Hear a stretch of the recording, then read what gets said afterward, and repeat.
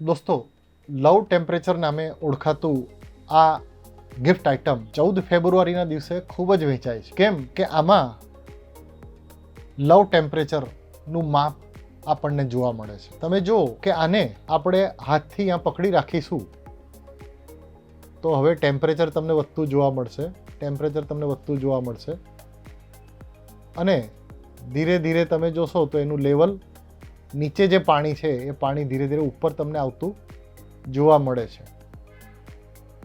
અને આ પાણી કેટલા પ્રમાણમાં ઉપર આવે છે એના આધારે પ્રેમ વધારે છે કે ઓછો એવી વાતો છે. પણ દોસ્તો, આમાં પ્રેમને કોઈ લેવા દેવા નથી. માત્ર ને માત્ર વૈજ્ઞાનિક ઘટનાને કારણે આ પાણી જેની જે ભાગ છે એમાંથી એ ઉપર આવે છે. દોસ્તો, આપણે આ લવ ટેમ્પરેચરમાં લાલ પાણી ઉપર કેમ આવે છે એનું કારણ જાણીએ. તમે જોશો કે જ્યારે નીચેના ભાગથી મેં આ ભાગ પકડ્યો ત્યારે અહીંયા આટલા ભાગમાં પાણી છે અને બાકીના ભાગમાં હવા છે. મારા હાથની ગરમી જ્યારે આ કાચની નીચેના ભાગને ટચ થાય છે ત્યારે અહીંયા જે હવા છે એ ગરમ થાય છે. અને આપણે વાયુશાસ્ત્રના નિયમ જાણીએ જ છીએ કે હવાને ગરમ કરો ત્યારે એ પ્રસરણ પામે, એ ફૂલે છે.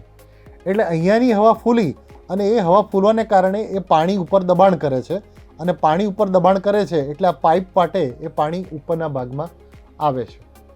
એટલે આપણા હાથમાં ગરમી જેટલી વધારે એટલું હવાનું પ્રસરણ વધારે થશે અને એટલું પાણી ઝડપથી ઉપર આવશે. તો દોસ્તો, વિજ્ઞાન દરેક જગ્યાએ છે. વિજ્ઞાન સમજવા માટે લેબોરેટરીમાં જવાની જરૂર નથી. આપણી આસપાસ વિજ્ઞાન છે.